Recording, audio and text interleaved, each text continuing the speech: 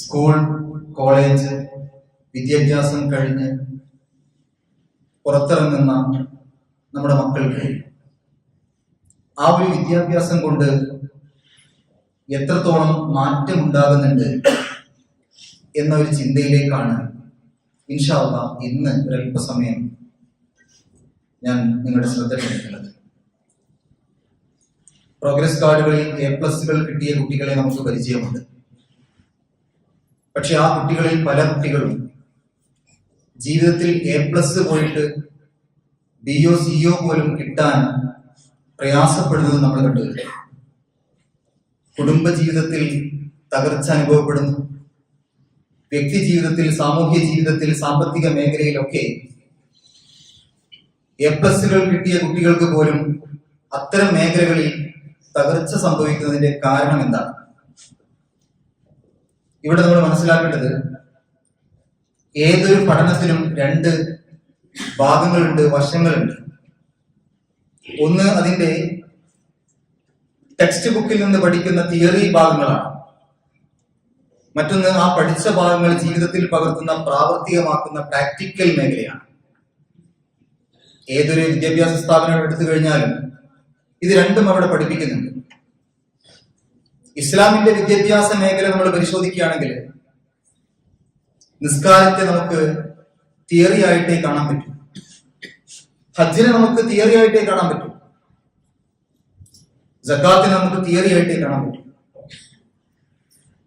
നിസ്കാരം എന്ന് പറയുന്ന തിയറി, ആ വിഷയത്തിന് അള്ളാഹു മാർക്കിടണമെന്നുണ്ടെങ്കിൽ നിസ്കരിച്ചതിന് ശേഷം ഒരു വ്യക്തി മറ്റുള്ള ആളുകളോട് പെരുമാറുമ്പോൾ, ഒരു സമൂഹത്തിൽ പെരുമാറുമ്പോൾ, ആ നിസ്കാരം കൊണ്ട് അദ്ദേഹത്തിന്റെ സ്വഭാവത്തിൽ എന്തൊക്കെ മാറ്റമുണ്ടായി എന്ന് നോക്കിയിട്ടാണ്.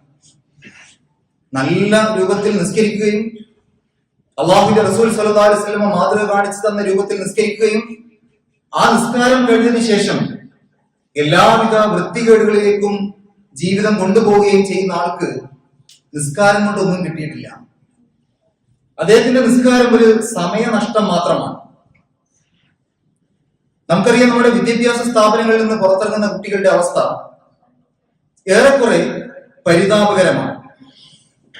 പുറത്തിറങ്ങുന്ന ദിവസം തന്നെ SSLC പരീക്ഷയുടെ അവസാന ദിവസം ഇന്നത്തെ കാലത്ത് ഒരു യുദ്ധസമാനമായ സാഹചര്യമാണ് കലാലയങ്ങളിൽ, സ്കൂളുകളിൽ ഉള്ളത്.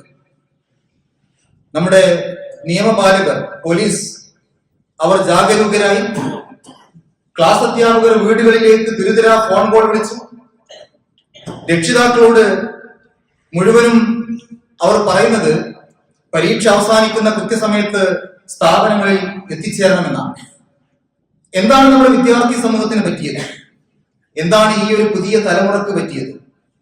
ഇത്രമാത്രം രക്ഷിതാക്കളും അധ്യാപകരും ഭയപ്പെടാനുള്ള സാഹചര്യങ്ങൾ എങ്ങനെ ഉണ്ടായിത്തീർന്നു? SSLC പരീക്ഷയോ അല്ലെങ്കിൽ +2 പരീക്ഷയോ കഴിഞ്ഞ് പുറത്തിറങ്ങുന്ന കുട്ടികൾ, അവർ പലപ്പോഴും പല രൂപത്തിലേക്കാണ് പോയിക്കൊണ്ടിരിക്കുന്നത്.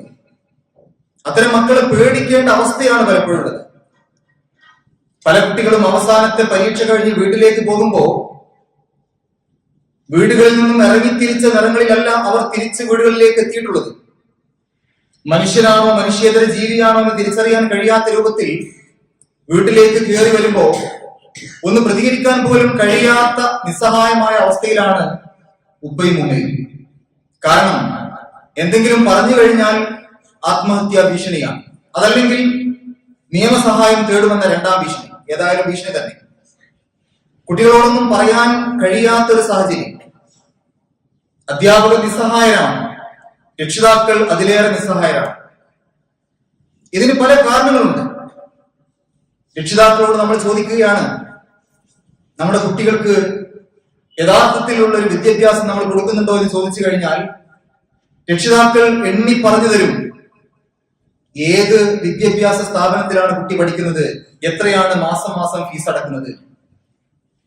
നമ്മൾ തെറ്റിദ്ധരിച്ചിരിക്കുകയാണ്, രക്ഷിതാക്കൾ തെറ്റിദ്ധരിച്ചിരിക്കുകയാണ്, പേര് കേട്ടൊരു വിദ്യാഭ്യാസ സ്ഥാപനത്തിൽ ഉയർന്ന ഫീസും കൊടുത്ത് കുട്ടിയെ ചേർത്ത് കഴിഞ്ഞാൽ ആ കുട്ടിക്ക് വിദ്യാഭ്യാസം കിട്ടുമെന്നുള്ളത്. യഥാർത്ഥത്തിൽ അവിടെ നിന്ന് കിട്ടുന്നത് ഞാൻ ആദ്യം പറഞ്ഞ തിയറി മാത്രമാണ്. പ്രാക്ടിക്കലായിട്ട് കുട്ടികൾക്ക് അറിവ് കൊടുക്കേണ്ടത് സ്വന്തം വീട്ടിൽ നിന്നാണ്. ഉപ്പയും ഉമ്മയുമാണ് ഒരു കുട്ടിയെ വാർത്തെടുക്കേണ്ടത്, അത് അധ്യാപകരല്ല. അധ്യാപകരല്ല ഒരു കുട്ടിക്ക് പ്രാക്ടിക്കലായിട്ടുള്ള അറിവ് നൽകേണ്ടത്. സ്കൂളുകളിൽ നിന്നും മദ്രസകളിൽ നിന്നും കിട്ടുന്ന അറിവിനെ പ്രാവർത്തികമാക്കേണ്ടത് രക്ഷിതാക്കളുടെ, ഉമ്മയുടെയും ഉപ്പയുടെയും കടമ തന്നെയാണ്. അത് വിദ്യാഭ്യാസ സ്ഥാപനത്തിന്റെ കടമയല്ല. അതിൽ നമ്മൾക്ക് ഒരിക്കലും ഒഴിഞ്ഞു മാറാൻ പറ്റില്ല. അതുകൊണ്ട് തന്നെ നാളെ അള്ളാഹുവിന്റെ കോടതിയിൽ കുട്ടികൾ അധ്യാപകർക്ക് നേരെ വിരൽ ചൂണ്ടിയിട്ടല്ല സംസാരിക്കുക. എന്നെ ഈ രൂപത്തിലേക്ക് എത്തിച്ചത്, എന്നെ നരകത്തിന്റെ അവകാശിയാക്കി മാറ്റിയതിൽ ഏറ്റവും വലിയ പങ്ക് വഹിച്ചത് എന്റെ ഉപ്പയും ഉമ്മയുമാണ് എന്ന് പറഞ്ഞുകൊണ്ട് രക്ഷിതാക്കളുടെ നെഞ്ചിന്റെ നേരെയാണ് മക്കൾ വിരൽ ചൂണ്ടുക. അതുകൊണ്ട് അവർക്ക് വിദ്യാഭ്യാസം നൽകേണ്ട യഥാർത്ഥ ആളുകൾ, യഥാർത്ഥ അധ്യാപകർ ഉപ്പയും ഉമ്മയുമാണ്. അവിടെ നമ്മൾ വിജയിച്ചിട്ടുണ്ടോ പരാജയപ്പെട്ടിട്ടുണ്ടോ, ഇതാണ് നമ്മൾ നോക്കേണ്ടത്. നമ്മുടെ കാലത്തൊക്കെ അവസാന പരീക്ഷ കഴിഞ്ഞ് പോകുമ്പോ ഓരോ അധ്യാപകരെയും കണ്ട് കണ്ണീരോടുകൂടി യാത്ര പറയുന്ന ഒരു കാലമുണ്ടായിരുന്നു. മുതിർന്ന ആളുകൾക്കറിയാം അത്. ഇന്ന് അധ്യാപകർ കുട്ടികൾ എന്റെ അടുത്തൊന്നും വരരുതേ എന്ന് ആഗ്രഹിക്കുന്നുവെങ്കിൽ നമ്മുടെ മക്കൾക്ക് എന്ത് സംഭവിച്ചു? അന്നത്തെ കാലത്ത് 4 ചുവരുകൾക്കുള്ളിൽ കിട്ടിയിരുന്ന എന്തെങ്കിലും ഇവർക്ക് നഷ്ടപ്പെട്ടിട്ടുണ്ടോ, കിട്ടാതിരിക്കുന്നുണ്ടോ? ഇത് അന്വേഷിക്കേണ്ട ഒരു കാര്യമാണ്. അന്നത്തെ സിലബസുകളിൽ ഒരു കുട്ടി നന്നായി തീരാനുള്ള പാഠഭാഗങ്ങൾ എമ്പാടും ഉണ്ടായിരുന്നു. ഇന്നത്തെ വിദ്യാർത്ഥികൾക്ക് അറിവ് യഥേഷ്ടം കിട്ടുന്നുണ്ട്, അറിവ് എമ്പാടും കിട്ടുന്നുണ്ട്. കിട്ടാതെ പോയത് തിരിച്ചറിവാണ്, അറിവല്ല. അറിവ് യഥേഷ്ടം കിട്ടുന്നുണ്ട്, അവർക്ക് കുറഞ്ഞുകൊണ്ടിരിക്കുന്നത് തിരിച്ചറിവാണ്. അത് അവർക്ക് കിട്ടുന്നേയില്ല. അധ്യാപകരെ തിരിച്ചറിയാൻ കഴിയാത്ത അവസ്ഥ, രക്ഷിതാക്കളെ തിരിച്ചറിയാൻ കഴിയാത്ത അവസ്ഥ, മുതിർന്നവരെ ആദരിക്കുവാനോ ബഹുമാനിക്കുവാനോ കഴിയാത്ത അവസ്ഥ. എന്നാൽ ഇക്കൂട്ടത്തിൽ ന്യൂനപക്ഷം ചില വിദ്യാർത്ഥികൾ ഇതിന് നേരെ തിരിച്ചുമുണ്ട്. നല്ല രൂപത്തിൽ ജീവിക്കുന്ന മക്കളുണ്ട്. കണ്ണു കാണാൻ കഴിയാത്ത ആളുകൾ റോഡ് മുറിച്ച് കിടക്കുമ്പോൾ, അങ്ങനെ പ്രയാസപ്പെടുമ്പോൾ അവരെ കൈപിടിക്കാൻ വേണ്ടി ഓടി വരുന്ന വിദ്യാർത്ഥികളുണ്ട്. വഴിയരികിൽ ഒരു നേരത്തെ അന്നത്തിന് വേണ്ടി കൈനീട്ടുമ്പോ സ്വന്തം ചോറ്റുപാത്രത്തിൽ നിന്ന് ഭക്ഷണം കൊടുക്കുന്ന വിദ്യാർത്ഥികളുണ്ട്. പക്ഷെ അതൊക്കെ 100-ൽ 1-ഓ 200-ൽ 1-ഓ മാത്രമാണ്. എണ്ണം വളരെ കുറവാണ് എന്നർത്ഥം. അറിവ് കൂടുകയും തിരിച്ചറിവ് നഷ്ടപ്പെടുകയും ചെയ്യുകയാണ്.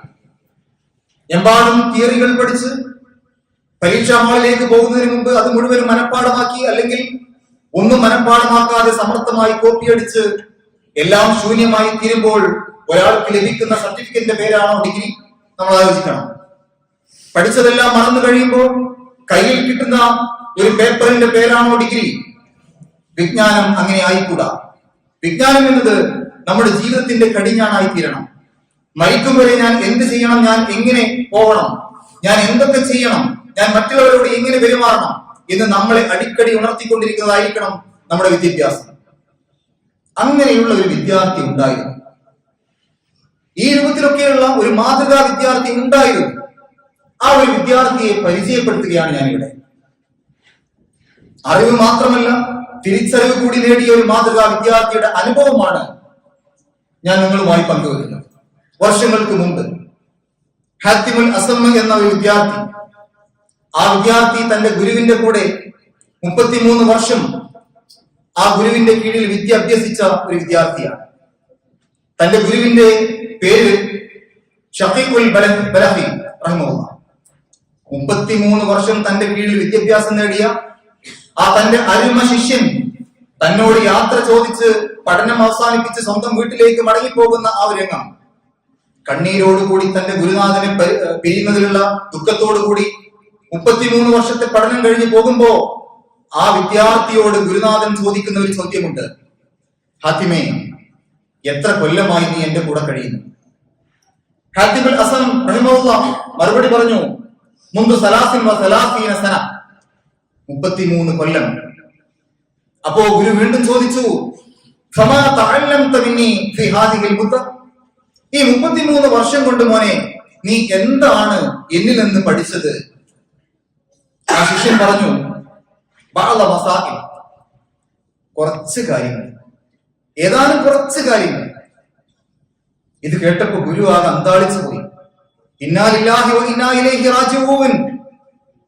നമ്മൾ ആപത്ത് കേൾക്കുമ്പോൾ പറയുന്ന വാക്യാണ്, മരണപ്പെട്ടു കഴിഞ്ഞാൽ കേൾക്കുമ്പോൾ പറയുന്ന വാക്യാണ്. 33 വർഷം എന്റെ കൂടെ കഴിഞ്ഞിട്ട് ഏതാനും ചില നിസ്സാരമായ ചില കാര്യങ്ങൾ മാത്രമാണോ മോനെ നീ പഠിച്ചത്? അങ്ങനെയാണെങ്കിൽ നീ ആ പഠിച്ചത് എന്തൊക്കെയെന്ന് എനിക്ക് അറിയാൻ താല്പര്യമുണ്ട്. നീ ഒന്ന് എനിക്ക് പറഞ്ഞുകൊണ്ടാ എന്തൊക്കെയാണ് നീ ആ പഠിച്ച ഏതാനും ചില കാര്യങ്ങൾ. ആ ശിഷ്യൻ ഗുരുവിനെ എണ്ണിക്കൊടുത്തു. 7 കാര്യങ്ങൾ. 7 കാര്യങ്ങളെ ഞാൻ പഠിച്ചിട്ടുള്ളൂ. ആ 7 കാര്യങ്ങൾ 33 കൊല്ലം കൊണ്ടാണ് ഞാൻ പഠിച്ചത്. അത് എണ്ണിക്കൊടുത്തു. അദ്ദേഹം പറയുകയാണ്, ശിഷ്യൻ പറയുകയാണ്, നദർതു ഇലാ ഹാദൽ ഖൽഖ്, ഞാൻ ഈ പടപ്പുകൾ, ഞാൻ ഈ സൃഷ്ടികളെ ഒക്കെ ഒന്ന് നോക്കി, ഒന്ന് ശ്രദ്ധിച്ചു. മനുഷ്യരെ ഒക്കെ ഞാൻ ശ്രദ്ധിച്ചു. ഫറഅയ്തു കുല്ല വാഹിദിൻ യുഹിബ്ബു ശൈഅൻ, അവരൊക്കെ, ഈ ആളുകളൊക്കെ ഏതെങ്കിലും ഒരു വ്യക്തിയെയോ സ്ഥാനത്തെയോ സമ്പത്തിനെയോ ഒക്കെ ഇഷ്ടപ്പെടുന്നത് ഞാൻ കണ്ടു. പലരും കൂട്ടുകാരെ ഇഷ്ടപ്പെടുന്നുണ്ട്. ഒരു വിദ്യാർത്ഥിയുടെ ഭാവി തീരുമാനിക്കുന്നതിൽ പ്രധാനപ്പെട്ട പങ്ക് വഹിക്കുന്നത് അവന്റെ കൂടെയുള്ള സുഹൃത്തുക്കളാണ്, കൂട്ടുകാരാണ്. അതുകൊണ്ടാണ് റസൂലുള്ളാഹി സ്വല്ലല്ലാഹു അലൈഹി വസല്ലം പറഞ്ഞത്, നിങ്ങൾ എപ്പോഴും ഫൽയൻദുർ ഇലാ മൻ യുഖാലിർ, ആരെയാണ് കൂട്ടുകാരനാക്കേണ്ടത് എന്ന് 100 വട്ടം ചിന്തിക്കണം. നിങ്ങൾ രക്ഷിതാക്കളെക്കാളും അധ്യാപകരെക്കാളും കൂട്ടുകാരെ സ്നേഹിക്കുന്ന ഒരു തലമുറ ജീവിക്കുന്ന കാലഘട്ടമാണിന്ന്. നിനക്ക് ഏറ്റവും കൂടുതൽ ഇഷ്ടമുള്ളത് ആരോടാണ് എന്ന് കുട്ടികളോട് ചോദിച്ചാൽ പല കുട്ടികളും പറയുന്നത്, എനിക്ക് എന്റെ ഫ്രണ്ട്സിനെയാണ്, എന്റെ സുഹൃത്തുക്കളെയാണ്, എന്റെ കൂട്ടുകാരെയാണ് എനിക്ക് ഏറ്റവും കൂടുതൽ ഇഷ്ടമെന്നാണ്. അവരെ മുമ്പ് പ്രസവിച്ച ഉമ്മയല്ല, രാവും പകലും കഷ്ടപ്പെട്ട ഉപ്പയല്ല, ചോര നീരാക്കി ആയുസ് മുഴുവൻ മക്കൾക്ക് വേണ്ടി രോഗങ്ങൾ പേറി നടക്കുന്ന ആ ഉപ്പയല്ല മക്കൾക്ക് ഏറ്റവും പ്രിയപ്പെട്ടവർ. മക്കൾക്ക് ഏറ്റവും പ്രിയപ്പെട്ടവർ അവരുടെ ഫ്രണ്ട്സാണ്, സുഹൃത്തുക്കളാണ്. മക്കൾ അഭിമാനത്തോടു കൂടി ഉപ്പയുടെയും ഉമ്മയുടെയും മുഖത്ത് നോക്കി പറയാൻ പോലും മടി കാണിക്കുന്നില്ല. അവർ പറയാണ്, എനിക്ക് ഏറ്റവും ഇഷ്ടമുള്ളത് എന്റെ ഫ്രണ്ട്സിനെയാണ്. പറയുകയാണ് മക്കൾ. ആ സ്നേഹിക്കുന്ന ഫ്രണ്ട്സുകൾ ഉണ്ടല്ലോ, ഹാത്തിമുൽ ഹസൻ റഹിമഹുല്ലാഹ് പറയാണ്, ഫലാ യസാലു മഹ്ബൂബുഹു മാ, മനുഷ്യൻ അവന്റെ ആ കൂട്ടുകാരുമായി അവനങ്ങനെ ഇഴകിച്ചേർന്ന് ജീവിക്കുകയാണ്. വഇദാ സഹബ ഇലാ ഖബ്രിഹി, ഒരു നാൾ അവന്റെ ശ്വാസം നിലച്ച് അവൻ ഖബറിലേക്ക് പോകുന്ന സമയത്ത് ഫാറഖഹു മഹ്ബൂബു, അവന്റെ ആ പ്രിയപ്പെട്ടവർ അവനോട് വിട പറയുന്നു. ഒരു സുഹൃത്തും ഖബറിലേക്ക് കൂടെ വരുന്നില്ല. അതുവരെ കൂടെ ഉണ്ടായിരുന്ന ഒരുത്തനും എന്റെ സുഹൃത്തിനെ പിരിയാൻ എനിക്ക് പ്രയാസമാണെന്ന് പറഞ്ഞുകൊണ്ട്, എന്റെ സുഹൃത്തിനെ പിരിയാൻ എനിക്ക് കഴിയില്ല എന്ന് പറഞ്ഞുകൊണ്ട്, അവന്റെ കൂടെ ഖബറിലേക്ക് പോകുകയാണെന്ന് പറഞ്ഞുകൊണ്ട് ആരും കൂടെ പോകുന്നില്ല. ഒരു സുഹൃത്തും ഈ ദുനിയാവിൽ അങ്ങനെയില്ല. ഈ ശിഷ്യൻ പറയുകയാണ്, ഞാൻ ഈ ഒരു കാഴ്ച കണ്ടു. എല്ലാവരും പല ആളുകളെയും സ്നേഹിക്കുന്നുണ്ട്, പക്ഷേ മരിച്ചാൽ ഒറ്റക്കാണ്. സ്നേഹിച്ചവരാരും കൂടെ പോകുന്നില്ല. അതുകൊണ്ട് ഗുരുവേ, സൽക്കർമ്മങ്ങളെയാണ് ഞാൻ എന്റെ ബെസ്റ്റ് ഫ്രണ്ട്സ് ആയിട്ട് സ്വീകരിച്ചത്. എന്റെ ഏറ്റവും അടുത്ത കൂട്ടുകാരാണെന്നറിയോ? എന്റെ സൽക്കർമ്മങ്ങളാണ്. ഞാൻ എന്റെ സൽക്കർമ്മങ്ങളെയാണ് എന്റെ ഏറ്റവും നല്ല കൂട്ടുകാരാക്കിയിട്ട് ഞാൻ സ്നേഹിച്ചത്. അവരാണ് എന്റെ കൂട്ടുകാർ. എന്റെ കൂട്ടുകാർ ആരാണെന്ന് ചോദിച്ചാൽ എനിക്കൊരു ഒറ്റ ഉത്തരമേ ഉള്ളൂ, എന്റെ സൽക്കർമ്മങ്ങൾ. കാരണം അവർ മാത്രമേ എന്റെ കൂടെ ഖബറിലേക്ക് വരൂ. ബാക്കി എല്ലാവരും അവരുടെ ചടങ്ങ് കഴിഞ്ഞാൽ തിരിച്ചു പോരുന്നവരാണ്. ഇതാണ് ഹാത്തിമുൽ ഹസൻ പറഞ്ഞ ഒന്നാമത്തെ മറുപടി. ഫൈദാ ദഖൽതു ഖബരി, എന്റെ ശ്വാസം നിലച്ച് ഞാൻ ഖബറിലേക്ക് പ്രവേശിക്കുമ്പോ ദഖല മഹ്ബൂബി മാ, എന്റെ സൽക്കർമ്മങ്ങളാകുന്ന സുഹൃത്ത് മാത്രമേ എന്റെ കൂടെ ഖബറിലേക്ക് പോരുള്ളൂ. അതുകൊണ്ട് ഞാൻ എന്റെ ഫ്രണ്ട്സായി സ്വീകരിച്ചത്, എന്റെ ബെസ്റ്റ് ഫ്രണ്ട്സായി ഞാൻ സ്വീകരിച്ചത് സൽക്കർമ്മങ്ങളെയാണ്, ഇബാദത്തുകളെയാണ്, പ്രാർത്ഥനകളെയാണ്.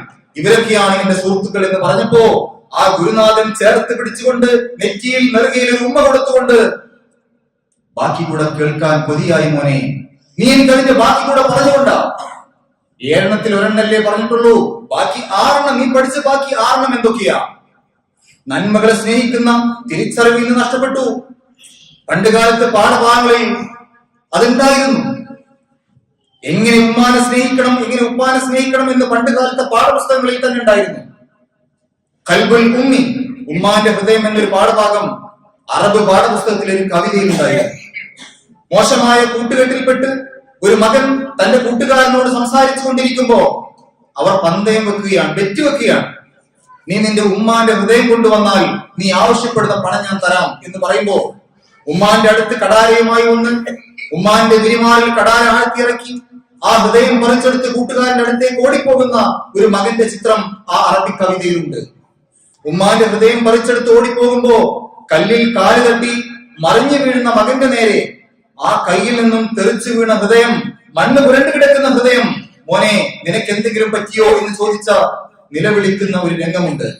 അവസാനം മനം നൊന്ത് കരയുന്ന മകൻ, ഇത്രമാത്രം എന്നെ സ്നേഹിക്കുന്ന, അടർത്തി എടുത്ത ഹൃദയം പോലും ഞാനൊന്ന് വീണപ്പോൾ പോലും നൊന്ത് വിടയുന്നുവെങ്കിൽ ഞാൻ എന്റെ ഉമ്മാനോട് ചെയ്ത ക്രൂരത എന്താണെന്ന് ആലോചിച്ച് അവസാനം മനസ്സിന് സങ്കടമുണ്ടായി സ്വന്തം നെഞ്ചിലേക്ക് കടാര ഇറക്കി ആത്മഹത്യ ചെയ്യാൻ വേണ്ടി കൈയൊങ്ങുമ്പോ, മോനെ രണ്ടാമതും എന്റെ ഹൃദയത്തെ നീ കുത്തി നോവിക്കല്ലേ എന്ന് വീണ്ടും നിലവിളിച്ച് പറഞ്ഞ് കരയുന്ന ഒരു ഹൃദയത്തിന്റെ കഥ നമ്മുടെ കുട്ടികളെ പഠിപ്പിച്ച ഒരു കാലമുണ്ടായിരുന്നു. ഇന്ന് നമ്മുടെ മക്കൾക്ക് ഉമ്മാന്റെ കരയുന്ന ഹൃദയത്തെ കുറിച്ച് അറിയില്ല, വാപ്പാന്റെ പിടയ്ക്കുന്ന മനസ്സിനെ കുറിച്ച് അറിയില്ല. ഉപ്പ വെറും ഒരു ATM മെഷീൻ മാത്രമായി മാറിയിരിക്കുകയാണ്. ഉമ്മ ഒരു ഫാസ്റ്റ് ഫുഡ് മെഷീനായി മാറിയിരിക്കുകയാണ്. ആവശ്യമുള്ള സമയത്ത് ആവശ്യമുള്ള കാശ് എനിക്ക് കിട്ടാനുള്ള ഒരു യന്ത്രം, ഒരു മെഷീൻ, അതാണ് ഉപ്പ. എനിക്ക് ആഗ്രഹിക്കുന്ന തന്റെ ഇഷ്ടത്തിനനുസരിച്ച് വിവിധ രുചിക്കൂട്ടുകളിലുള്ള ഭക്ഷണം കിട്ടാനുള്ള ഒരു യന്ത്രമായി ഉമ്മയെ കാണുന്ന മക്കൾ. രണ്ടാമത്തെ കാര്യം എന്ത് എന്ന ഗുരുവിന്റെ ചോദ്യത്തോട് ശിഷ്യൻ പറഞ്ഞു, ഈ ദുനിയാവിൽ ഞാൻ ഒട്ടേറെ സമരങ്ങൾ കണ്ടു. എന്തിനും ഏതിനും മുദ്രാവാക്യങ്ങൾ വിളിക്കുന്ന ഒരു ജനത, വിദ്യാർത്ഥികളും തൊഴിലാളികളും എല്ലാം സമരം ചെയ്യുന്നുണ്ട്. പക്ഷേ യഥാർത്ഥ സമരം ഈ ദുനിയാവിൽ നടക്കുന്നില്ല എന്ന് എനിക്ക് ബോധ്യപ്പെട്ടു. യഥാർത്ഥ സമരം വേണ്ടത് സ്വന്തം ഇച്ഛകൾക്ക് നേരെയാണ്, സ്വന്തം ആഗ്രഹങ്ങൾക്ക് നേരെയാണ്. ആ യുദ്ധത്തിലെ ഒരാൾക്ക് വിജയിക്കുവാൻ കഴിയൂ. ഇന്ന് അധ്യാപകർക്ക് നേരെ കൈ ഉയർത്തി മുദ്രാവാക്യം വിളിക്കുന്ന വിദ്യാർത്ഥികളുണ്ട്. മാതാപിതാക്കൾക്ക് നേരെ കൈ ചൂണ്ടിക്കൊണ്ട് സംസാരിക്കുന്ന മക്കളുണ്ട്. താൻ ആവശ്യപ്പെട്ടത് കിട്ടുന്നത് വരെ മാതാപിതാക്കളോട് സമരം ചെയ്യുന്ന മക്കളുണ്ട്. ആ മക്കൾ നടത്തേണ്ട ഒരു യഥാർത്ഥ സമരമുണ്ട് എന്ന് ഈ മാതൃകാ വിദ്യാർത്ഥി പറയുകയാണ്. അതെങ്ങനെയാ?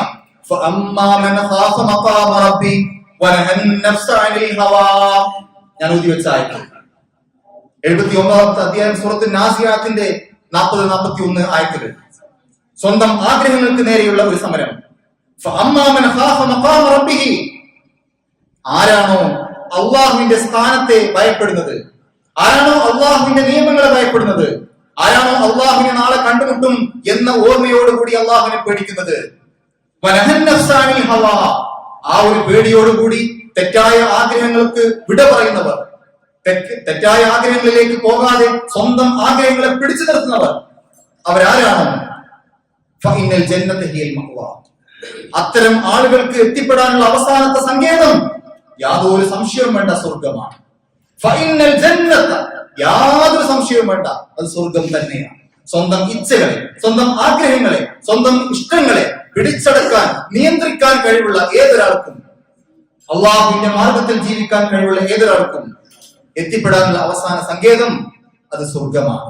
ഒരു വലിയ യുദ്ധം കഴിഞ്ഞ് തിരിച്ചു വന്ന തന്റെ അനുചരന്മാരോട് റസൂലുള്ളാഹി സ്വല്ലല്ലാഹു അലൈഹി വസല്ലം പറഞ്ഞു, അതിൽ കൈപൊട്ടിയവരുണ്ട്, കാലിന് മുറിവേറ്റവരുണ്ട്, ആഴത്തിൽ മുറിവുള്ളവരുണ്ട്, രക്തം ഒഴുകുന്നവരുണ്ട്. അങ്ങനെ ആ യുദ്ധം കഴിഞ്ഞ് തിരിച്ചു വന്ന് ഇരിക്കുന്ന, വിശ്രമിക്കുന്ന ആ ഒരു സഹാബ കിറാമിനോടാണ് അള്ളാഹുവിന്റെ റസൂൽ സ്വല്ലല്ലാഹു അലൈഹി വസല്ലം പറയുന്നത്, നമ്മളിപ്പോൾ കഴിഞ്ഞത് ചെറിയൊരു യുദ്ധമാണ്, ഇതിനേക്കാൾ വലിയൊരു യുദ്ധത്തിന് ഇനി എല്ലാവരും തയ്യാറായിക്കോളൂ. സ്വഹാബത്തിനാകട്ടെ എഴുന്നേറ്റ് നിൽക്കാൻ കഴിയാത്ത അവസ്ഥയാണ്, വേദന കൊണ്ട് പുളയുന്ന അവസ്ഥയാണ്. വേദന കൊണ്ട് പുളയുന്ന അവർ ചോദിച്ചു, പ്രവാചകരെ ഇനിയും ഒരു യുദ്ധം? ഇങ്ങനെയൊക്കെയുള്ള ഈ ഒരു യുദ്ധം കഴിഞ്ഞ്, വലിയൊരു യുദ്ധം കഴിഞ്ഞ് ഈ രൂപത്തിൽ നിൽക്കുന്ന നമുക്ക് ഇനിയും ഒരു യുദ്ധമോ? അപ്പോൾ റസൂലുള്ളാഹി പറഞ്ഞു, അതെ, മനുഷ്യ ജീവിതം മുഴുവനും വലിയൊരു യുദ്ധക്കളമാണ്. ആ യുദ്ധം ആയുധങ്ങൾ കൊണ്ടുള്ള യുദ്ധമല്ല, അത് സ്വന്തം ആഗ്രഹങ്ങൾക്കും അഭിലാഷങ്ങൾക്കും നേരെ പടവാളെന്ന സമരമാണ്. ഇപ്പൊ നമ്മള് ആയുധമെടുത്തുള്ള യുദ്ധമാണ് വിജയിച്ചത്. പക്ഷേ യഥാർത്ഥത്തിൽ നമ്മൾ വിജയിക്കേണ്ട യുദ്ധം നമ്മളുടെ സ്വന്തം ആഗ്രഹങ്ങളോടുള്ള യുദ്ധമാണ്. നമ്മളുടെ ആഗ്രഹങ്ങൾ തെറ്റുകളിലേക്ക് പോകും, അതിനെ നമുക്ക് തോൽപ്പിക്കാൻ കഴിയണം. നമ്മുടെ ആഗ്രഹങ്ങളെ, തെറ്റായ ചിന്തകളെ, തെറ്റായ ഇഷ്ടങ്ങളെ നമുക്ക് നിയന്ത്രിക്കാൻ കഴിയണം. ആ യുദ്ധത്തിൽ വിജയിച്ചാലേ നാളെ അള്ളാഹുവിന്റെ കോടതിയിൽ വിജയിക്കൂ. അള്ളാഹുവിന്റെ റസൂൽ സ്വല്ലല്ലാഹു അലൈഹി വസല്ലം പഠിപ്പിച്ചു കൊടുക്കുകയാണ്, അഫ്ളലുൽ ജിഹാദ് ജിഹാദുൽ ഹവാ, ഏറ്റവും വലിയ സമരം എന്ന് പറയുന്നത് സ്വന്തം ആഗ്രഹങ്ങൾക്ക് നേരെയുള്ള സമരമാണ്. അള്ളാഹുവിന്റെ പ്രവാചകൻ സ്വല്ലല്ലാഹു അലൈഹി വസല്ലം പഠിപ്പിച്ചു കൊടുക്കുകയാണ്. രണ്ടാമത് ഞാൻ പഠിപ്പിച്ചത് ഈ കാര്യമാണ് എന്നാണ് ആ ഒരു വിദ്യാർത്ഥി ഗുരുവിനോട് പറയുന്നത്. ഈ സമരത്തിലാണ് ഞാൻ പങ്കുചേർന്നത്. ഒരുപാട് സമരങ്ങൾ കാണുന്നുണ്ട്, പക്ഷേ ഞാൻ പങ്കുചേർന്നത് ഈ സമരത്തിലാണ്. ഏതാണ് ആ സമരം? സ്വന്തം ആഗ്രഹങ്ങൾക്ക് നേരെയുള്ള സമരം. മറ്റുള്ള വിദ്യാർത്ഥി സമരങ്ങളല്ല, മറ്റുള്ള നാട്ടിലെ സമരങ്ങളല്ല.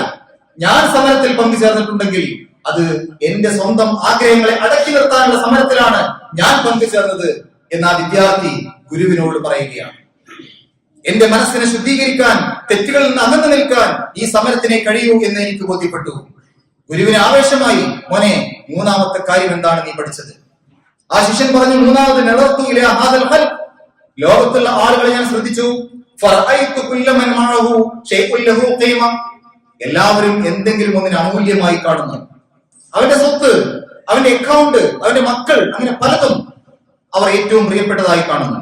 എന്നാൽ ഞാൻ പഠിച്ച പാഠം, മാ ഇൻദകും യഖദ് വമാ ഇൻദല്ലാഹി ബാഖിൻ, നിങ്ങളുടെ കയ്യിലുള്ളതെല്ലാം നശിച്ചു പോകും, അള്ളാഹുവിന്റെ കയ്യിലുള്ളതെന്തോ അത് മാത്രമാണ് ബാക്കിയാകുക. അതുകൊണ്ട് ആ ബാക്കിയുള്ളതെന്തോ അതായി എന്റെ ആഗ്രഹം. ഈ ലോകത്ത് നശിച്ചു പോകുന്ന ഒന്നിനെ കുറിച്ചും എനിക്ക് ആഗ്രഹമില്ല. ഒരിക്കലും നശിച്ചു പോകാത്തത് അള്ളാഹുവിന്റെ അടുക്കലുള്ളതാണ്. അതാണ് എന്റെ ആഗ്രഹം. ആ നശിച്ചു പോകാത്തതാണ് എനിക്ക് വേണ്ടത്. ദുനിയാവിൽ നശിക്കാനുള്ളത് ഞാൻ ആഗ്രഹിച്ചിട്ടില്ല, അതിന്റെ പിന്നാലെ ഞാൻ പോയിട്ടുമില്ല. നാലാമതായി ആ ശിഷ്യൻ പറഞ്ഞു, ഓരോരുത്തർക്കും പേരും പ്രശസ്തിയും വേണം, പ്രതാപം വേണം, നാലാളിനെ ബഹുമാനിക്കണം എന്ന ആ ഒരു ചിന്തയാണ്.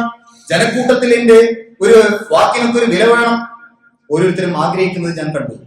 എന്നാൽ ഞാൻ ഇഷ്ടപ്പെട്ട ആദരവും ബഹുമാനവും അള്ളാഹുവിന്റെ ആദരവാണ്. അള്ളാഹുവിന്റെ അടുത്ത് നിന്ന് എനിക്ക് കിട്ടേണ്ട ആദരവാണ് ഞാൻ ഇഷ്ടപ്പെട്ടത്. അത് ആർക്കുള്ളതാണ്? ഇന്ന അക്രമക്കും ഇൻദല്ലാഹി അത്ഖാക്കും, നിങ്ങളിൽ ഏറ്റവും മാന്യൻ, ആദരവിന് അർഹതയുള്ളവനായി അള്ളാഹു പരിഗണിക്കുന്നത് നിങ്ങളിൽ തഖ്വയുള്ളവനെയാണ്. അതിനാൽ ദുനിയാവിൽ ആരെന്നെ വെറുത്താലും എന്നെ പറ്റി എന്ത് പ്രചരിപ്പിച്ചാലും എനിക്ക് യാതൊരു വിഷമവുമില്ല. ദുനിയാവിൽ എന്റെ മാന്യത പോകുന്നതല്ല എന്റെ പ്രശ്നം, പരലോകത്ത് എന്റെ മാന്യത പോകരുത്. അതിന് തത്വയോടെ എനിക്ക് ജീവിക്കണം, അതാണ് എന്റെ ലക്ഷ്യം. ആ കുട്ടി പറയാം. അഞ്ചാമത്തെ കാര്യമായി ആ ശിഷ്യൻ പറയുകയാണ്, ഈ ദുനിയാവിലെ ആളുകളൊക്കെ ഏതെങ്കിലും ഒരാളോട് പക, വിദ്വേഷം, വെറുപ്പ്, ഒരേ പള്ളിയിൽ ഒരേ സഫിൽ അടുത്തിരുന്നിട്ടും പരസ്പരം മിണ്ടാത്തവർ, ഒരുമിച്ച് നിസ്കരിക്കുന്ന സമയത്ത് തോളുകൾ പരസ്പരം അടുത്തടുത്താണ്, പക്ഷെ മനസ്സുകൾ കിലോമീറ്ററുകളോളം അകലത്തിലാണ്. അയൽവാസികളുമായി മിണ്ടാത്തവർ, ഉമ്മയോട് ഉപ്പയോട് മിണ്ടാത്തവർ, മിണ്ടിയാലും മനസ്സിൽ വെറുപ്പ് വെച്ച് നടക്കുന്നവർ, ഭാര്യ ഭർത്താക്കന്മാർ പിണങ്ങിക്കഴിയുന്നവർ, ഒരൊറ്റ വീട്ടിൽ തന്നെ 2 അടുക്കളകൾ വാശിയുടെ പേരിൽ, എല്ലാവരും അങ്ങോട്ടും ഇങ്ങോട്ടും വെറുക്കുന്നു. എന്നാൽ ഈ സമയത്ത് യഥാർത്ഥ ശത്രു വിസ്മരിക്കപ്പെടുന്നു. ആരാണ് യഥാർത്ഥ ശത്രു? വെറുക്കേണ്ട യഥാർത്ഥ ശത്രു ആരാണ്? മിണ്ടാതെ നടക്കേണ്ട യഥാർത്ഥ ശത്രു ആരാണ്? ആ ശിഷ്യൻ പറഞ്ഞു, അത് ഇബ്ലീസാണ്, അശൈത്താൻ. ആ ശൈത്താനോട് എല്ലാവരും രാജിയാണ്, എല്ലാവരും വല്ലാത്തൊരു സൗഹൃദമാണ് ആ ശൈത്താനോട്.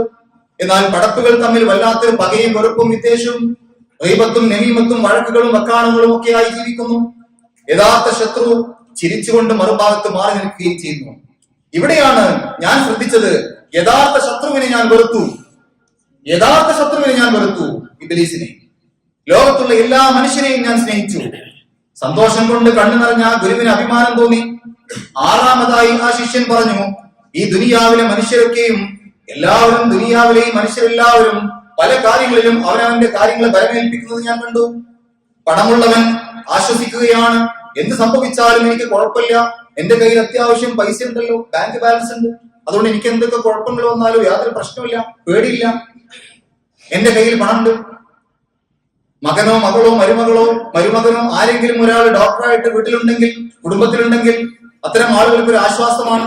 എന്ത് സംഭവിച്ചാലും ഒരു ഡോക്ടർ വീട്ടിലുണ്ടല്ലോ, ഒരു വലിയ ആശുപത്രിയുടെ അടുത്താണ് നമ്മുടെ വീടെങ്കിൽ നമുക്കൊരു ആശ്വാസമാണ്. ആശുപത്രി അടുത്തുണ്ടല്ലോ, എനിക്കൊന്നും പേടിക്കാനില്ല. ഇങ്ങനെ ഓരോന്നിലും ഓരോരുത്തരും പരമേൽപ്പിക്കുന്നു, തവക്കുൽ ചെയ്യുന്നു. അടുത്തുള്ള ആശുപത്രിയിൽ, ഡോക്ടറായ മകനിൽ, പലതിലും ആളുകൾ ബലമേൽപ്പിക്കുന്നത് ഞാൻ കണ്ടു. ഇങ്ങനെ ഓരോന്നിലും നമ്മൾ ബലമേൽപ്പിക്കുന്നു. യഥാർത്ഥത്തിൽ ബലമേൽപ്പിക്കേണ്ടവനെ വിസ്മരിച്ചു പോകുന്നു, മറന്നു പോകുന്നു. കുടുംബത്തിൽ ഒരാൾക്ക് ഒരു ഓപ്പറേഷൻ ഉണ്ടെങ്കിൽ ആ ഡോക്ടറെ വീട്ടിൽ പോയി കാണുന്നു, അനസ്തീഷ്യ കൊടുക്കുന്ന ഡോക്ടറെയും പോയി കാണുന്നു. ആ ആശുപത്രിയിലെ വാർഡ് വൃത്തിയാക്കുന്ന വ്യക്തിയെ പോലും വേണ്ട രൂപത്തിൽ കണ്ട് കൈമടക്കി കൊടുത്ത് ഈ ദുന്യവിയായിട്ട് എന്തൊക്കെ ചെയ്യാനുണ്ടോ അത് മുഴുവൻ ശരിയാക്കി വെക്കും. പക്ഷേ ആ തിരക്കിനിടക്ക് റബ്ബിൽ തവക്കുൽ ചെയ്യാൻ വിട്ടുപോകും. ഈ ശിഷ്യൻ പറയുന്നു, ഞാൻ എന്റെ എല്ലാ പ്രശ്നങ്ങളും അള്ളാഹുവിൽ ബലമേൽപ്പിച്ചു. അള്ളാഹുവിൽ ആര് ബലമേൽപ്പിക്കുന്നുവോ അവന് അള്ളാഹു മതി. ഏഴാമതായി ആ ശിഷ്യൻ പറഞ്ഞു, മനുഷ്യരിലൊക്കെ ഒരു മ്ലാനത ഞാൻ കണ്ടു, ഒരു ദുഃഖം, ഒരു സങ്കടം, ആർക്കും തികഞ്ഞില്ല എന്ന ഭാവം, ഒന്നും തൃപ്തിയായിട്ടില്ല എന്ന ഭാവം, ഇനിയും എന്തൊക്കെയോ കിട്ടണമെന്ന ആഗ്രഹം. ഇത് കണ്ടപ്പോ വിശുദ്ധ ഖുർആനിലെ ഒരു ആയത്ത് എനിക്ക് പ്രചോദനമേകി ആ കുട്ടി പറയുകയാണ്, നഹ്നു ഖസംനാ ബൈനഹും മഈശത്തുഹും, മനുഷ്യർക്കുള്ള ജീവിത വിഭവങ്ങളൊക്കെ ഞാൻ വീതിച്ചു കൊടുത്തിട്ടുണ്ട്, അതിൽ നിങ്ങൾ തൃപ്തിപ്പെടണം. അതുകൊണ്ട് എനിക്ക് എന്താണോ എന്റെ റബ്ബ് വീതിച്ചു നൽകിയത്, എന്റെ വിഹിതമായിക്കൊണ്ട് എന്റെ റബ്ബ് എനിക്ക് എന്താണോ നൽകിയത് അത് മതി എനിക്ക്. ഞാൻ അതിൽ തൃപ്തിപ്പെട്ടവനാണ്, എനിക്ക് കൂടുതലൊന്നും വേണ്ട. എന്റെ റബ്ബ് എനിക്ക് തന്നതിൽ ഞാൻ തൃപ്തിപ്പെട്ടിരിക്കുന്നു. എനിക്ക് അതുകൊണ്ട് യാതൊരു അസ്വസ്ഥതയും എനിക്കില്ല, യാതൊരു ടെൻഷനും എനിക്കില്ല. എനിക്ക് ടെൻഷന്റെ ഗുളിക കഴിക്കേണ്ട ആവശ്യമില്ല. ഈ 7 കാര്യങ്ങളാണ് 33 വർഷങ്ങൾ കൊണ്ട് ഞാൻ പഠിച്ചത് എന്ന് ആ ശിഷ്യൻ പറയുകയാണ്. നോക്കണം, നമ്മൾ ഇന്ന് കലാലയങ്ങളിൽ, വിദ്യാഭ്യാസ സ്ഥാപനങ്ങളിൽ അധ്യാപകർ വിദ്യാർത്ഥികളുടെ ആദരവിന് വേണ്ടി കെഞ്ചുന്ന അവസ്ഥയാണുള്ളത്. ക്യാമ്പസുകളിൽ അധ്യാപകർ ഓരോരുത്തരും പറയുകയാണ്, മക്കളെ നിങ്ങൾക്ക് എന്താണ് പറ്റിയത്?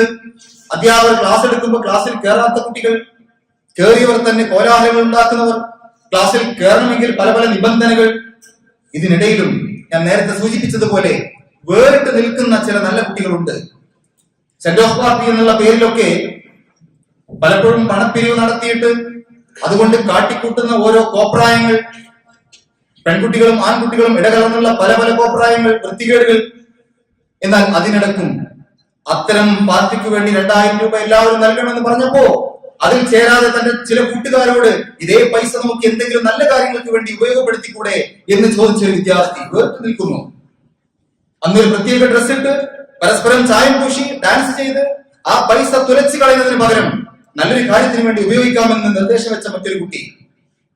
20ഓളം കുട്ടികൾ ആ പറഞ്ഞത് ശരിവെച്ചു. അങ്ങനെ 40,000 രൂപയോളം കിട്ടി. ഇതുമായി തൊട്ടടുത്തുള്ള വൃദ്ധസദനത്തിൽ പോയി അവർക്ക് ഡ്രസ്സും ഭക്ഷണവും വാങ്ങിക്കൊടുത്ത് അവരെ തലോടി തിരിച്ചു പോരുമ്പോ കിട്ടിയ ഒരു നിർവൃതിയുണ്ട്. അതാണ് ഞങ്ങൾക്ക് ഏറ്റവും വലുത് എന്ന് പറഞ്ഞ കുട്ടി. ഈ രൂപത്തിൽ ജീവിക്കുന്ന കുട്ടികൾ എണ്ണം കുറവാണ്. ഇവിടെ എവിടെയാണ് നമ്മുടെ കയ്യിൽ പാകപ്പിഴവ് സംഭവിച്ചത്? നമ്മൾ കുട്ടികൾക്ക് വേണ്ടി, പഠനത്തിന് വേണ്ടി പൈസ ചെലവാക്കാത്തത് കൊണ്ടാണോ? നല്ല നല്ല പേര് കേട്ട വിദ്യാഭ്യാസ സ്ഥാപനങ്ങൾ ഇല്ലാത്തത് കൊണ്ടാണോ? അല്ല, അവിടെ നിന്ന് അറിവാണ് കിട്ടുന്നത്. തിരിച്ചറിവ് നൽകാൻ ആ കുട്ടികളുടെ ഏറ്റവും നല്ല അധ്യാപകരായി അള്ളാഹു നിശ്ചയിച്ചത് ഉപ്പയും ഉമ്മയുമാണ്. അവിടെ നമുക്ക് ഒഴിഞ്ഞു മാറാൻ പറ്റില്ല. ഞാൻ എന്റെ കുട്ടിയെ ഏറ്റവും നല്ല വിദ്യാഭ്യാസ സ്ഥാപനത്തിലേക്ക് പറഞ്ഞയച്ചിട്ടുണ്ട് എന്നൊരൊറ്റ കാരണം പറഞ്ഞുകൊണ്ട് നമ്മുടെ കുട്ടികളുടെ യഥാർത്ഥ അറിവ് പകരുന്നതിൽ നിന്ന് നമുക്ക് മാറുന്നുകൂടാ. അവർക്ക് പ്രാക്ടിക്കൽ ആയിട്ടുള്ള അറിവ് നൽകേണ്ടത്, യഥാർത്ഥത്തിലുള്ള അറിവ് നൽകേണ്ടത് ഉപ്പയും ഉമ്മയുമാണ്. ഒരുപാട് സർട്ടിഫിക്കറ്റുകളുടെ കെട്ടുകളുമായി നാളെ അള്ളാഹുവിന്റെ കോടതിയിൽ ഹാജരാകുന്ന സമയത്ത് അത് ഒരു സർട്ടിഫിക്കറ്റ് പോലും സ്വർഗത്തിലേക്ക് പോകാനുള്ള സർട്ടിഫിക്കറ്റ് അതിനകത്ത് ഇല്ല എങ്കിൽ നമ്മൾ ഇവിടെ ചെലവാക്കിയ മുഴുവൻ പൈസയും വെറുതെയാണ്. അത് യാതൊന്നു പോലും ഉപകാരത്തിന് വിട്ടിട്ടില്ല. അതുകൊണ്ട് നമ്മുടെ മക്കൾക്ക് വിദ്യാഭ്യാസം നൽകുമ്പോൾ കടിഞ്ഞാണ് നമ്മുടെ കയ്യിലായിരിക്കണം. നമ്മളായിരിക്കണം അവർക്കുള്ള യഥാർത്ഥത്തിലുള്ള അറിവ് നൽകേണ്ടത്, തിരിച്ചറിവ് നൽകേണ്ടത്. ആ രൂപത്തിൽ ഏറ്റവും നല്ല നമുക്ക് കൺകുളിർമ നൽകുന്ന മക്കളായി നമ്മുടെ മക്കളെ അള്ളാഹു മാറ്റിയെടുക്കാൻ തൗഫീഖ് നൽകുമാറാകട്ടെ. ഓരോ കാലഘട്ടം മാറി മാറി കഴിയുമ്പോഴും ഒരുപാട് പുതിയ പുതിയ ആധുനിക സംവിധാനങ്ങൾ വരുമ്പോഴും രക്ഷിതാക്കൾ എന്നുള്ള രൂപത്തിൽ നമ്മുടെ കടമ കൂടുകയാണ്, കുറയുകയല്ല. യഥാർത്ഥത്തിലുള്ള വിദ്യാഭ്യാസം എന്ന് പറയുന്നത് അള്ളാഹുവിനെ കുറിച്ചുള്ള അറിവാണ്. അള്ളാഹുവിനെ കുറിച്ചുള്ള അറിവും നാളെ പരലോകത്ത് എനിക്ക് വിജയം വരിക്കണം എന്നുള്ള ആഗ്രഹവും ഒത്തുചേരുമ്പോഴാണ് ഒരു മനുഷ്യൻ വിജയിക്കുന്നത്. അത്തരം വിജയങ്ങളിലേക്കാണ് നമ്മൾ നമ്മുടെ മക്കളെ കൈപിടിച്ചുയർത്തേണ്ടത്. ചെറിയ കുട്ടികളാകുന്നത് മുതൽ തന്നെ മക്കൾക്ക് നമ്മൾ പകർന്നു നൽകേണ്ടത് ഇത്തരം ഒരു അറിവാണ്. അള്ളാഹുവിനെ കുറിച്ചുള്ള അറിവും അതിനനുസരിച്ചുള്ള ജീവിത ചിട്ടകളും. നമ്മുടെ വീടുകളിൽ ഉപ്പയും ഉമ്മയും പെരുമാറുന്നത് കണ്ടിട്ടാണ് മക്കൾക്ക് യഥാർത്ഥത്തിലുള്ള വിദ്യാഭ്യാസം അവർ മനസ്സിൽ നടക്കുന്നത്. അതുകൊണ്ട് നമ്മൾ മാതൃകളായി മാറുക, ഉപ്പയും ഉമ്മയും മാതൃകളായി മാറുക. എന്റെ ഉപ്പയെയും ഉമ്മയെയും കണ്ടിട്ടാണ് ഞാൻ ഈ രൂപത്തിൽ ആയത് എന്ന് പറയാൻ ഏതൊരു കുട്ടിക്കും സാധിക്കണം. മക്കളുടെ മുഖത്ത് നോക്കി എന്നെ കണ്ട് നീ പഠിക്കല്ലേ എന്ന് പറയേണ്ട ഒരു അവസ്ഥ നമുക്കില്ലാതിരിക്കണം. അതുകൊണ്ട് രക്ഷിതാക്കൾ മാതൃകളായി മാറും. അപ്പോൾ നമുക്ക് മാതൃകാ വിദ്യാർത്ഥികൾ നമ്മുടെ നാട്ടിലുണ്ടാകും. അള്ളാഹു ആ രൂപത്തിൽ ഏറ്റവും നല്ല വിദ്യാർത്ഥികളായി, ഏറ്റവും നല്ല മക്കളായി നമ്മുടെ എല്ലാവരുടെയും മക്കളെ മാറ്റിത്തരുമാറാകട്ടെ. അറിഞ്ഞോ അറിയാതെയോ ചെയ്തു പോയ എല്ലാ തെറ്റുകുട്ടികളും നമുക്ക് ഏവർക്കും അള്ളാഹു പുറത്ത് മാപ്പാക്കി തരുമാറാകട്ടെ. നമ്മളിൽ നിന്ന് മരിച്ചുപോയ ആളുകൾക്ക് അള്ളാഹു മഹഫറത്തും മർഹമത്തും നൽകി അനുഗ്രഹിക്കുമാറാകട്ടെ. മാരകമായ രോഗങ്ങളിലും അപകടമായ മരണങ്ങളിൽ നിന്നും അള്ളാഹു നമ്മളെല്ലാവരെയും കാത്തുരക്ഷിക്കുമാറാകട്ടെ. ഖബർ ശിക്ഷയിൽ നിന്ന് അവൻ നമ്മളെല്ലാവരെയും കാത്തുരക്ഷിക്കുമാറാകട്ടെ. നമ്മളെല്ലാവരുടെയും ഖബറിടം അള്ളാഹു പ്രകാശപൂരിതം വിശാലമാക്കി തീർക്കുമാറാകട്ടെ. അള്ളാഹു നമ്മുടെ ഇണകളിൽ നിന്നും മക്കളിൽ നിന്നും കണക്കുയർന്നു നൽകുമാറാകട്ടെ. ഏറ്റവും എളുപ്പത്തിൽ വിചാരണ ചെയ്യപ്പെടുന്ന സത്യവിശ്വാസികളിൽ അള്ളാഹു നമ്മളെല്ലാവരെയും ഉൾപ്പെടുത്തി അനുഗ്രഹിക്കുമാറാകട്ടെ. اللهم اغفر للمؤمنين والمؤمنات والمسلمين والمسلمات الأحياء منهم والأموات إنك مجيب الدعوات يا قاضي الحاجات. اللهم أعز الإسلام والمسلمين وأذل الشرك والمشركين ونجنا من القوم الظالمين. اللهم أجرنا من النار، اللهم أجرنا من النار، اللهم أجرنا من النار. ربنا هب لنا من أزواجنا وذرياتنا قرة أعين واجعلنا للمتقين إماما. ربنا آتنا في الدنيا حسنة وفي الآخرة حسنة وقنا عذاب النار. ربنا تقبل منا إنك أنت السميع العليم وتب علينا إنك أنت التواب الرحيم.